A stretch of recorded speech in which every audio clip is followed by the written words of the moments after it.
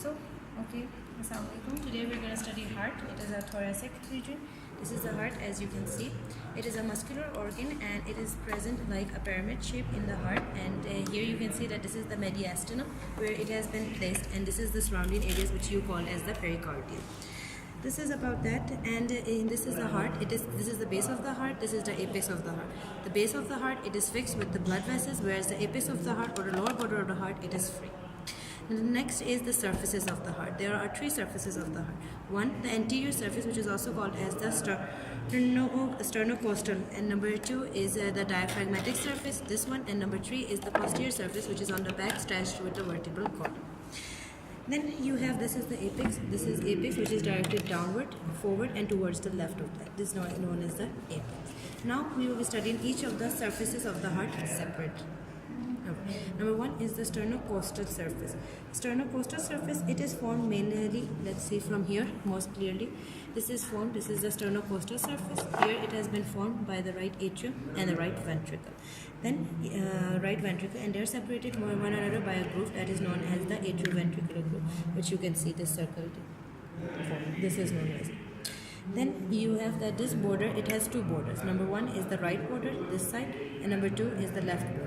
The right border, it has been formed by the left atrium and the right ventricle. Whereas the left border, it has been formed by the left auricle. This one, you can see this is the left auricles, and this is the left ventricle. Then you have the second border surface of the heart, that is the diaphragmatic surface. This diaphragmatic surface, it has been formed by the right and left ventricles. When they form a surface that is known as the diaphragmatic surface, and it can also be formed by the entry of the inferior vena cava.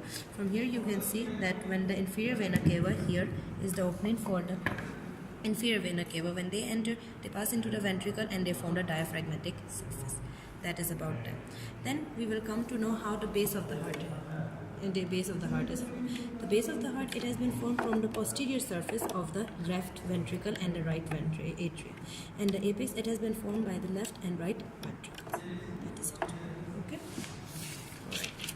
Now we will be studying about the borders. The borders of the hearts, you can see that they consist of four borders. The borders is that there is a right border and there is a left border. The right border, as already told to you, it has been formed by the left auricles, left atrium. Whereas the left border, this one, it has been formed by the left auricle and the left ventricle. The the lower border, it has been formed by the right atrium and the right ventricle. Now do not confuse the lower border with the right. Right border is this much, whereas the lower border is this much. So it has been formed with the combination of these two. That is about them. And then you have the apex, it has been formed from the left ventricle. Alright? And now we have the chambers of the heart. As we know that the heart consists of four chambers. This is the right atrium, this is the right ventricle, this is the left atrium, and this is the left ventricle. Then we know that all of them, they have to be covered with some sort of muscles. So these type of muscles which surround the heart, they are known as the cardiac muscle. Now there are three layers.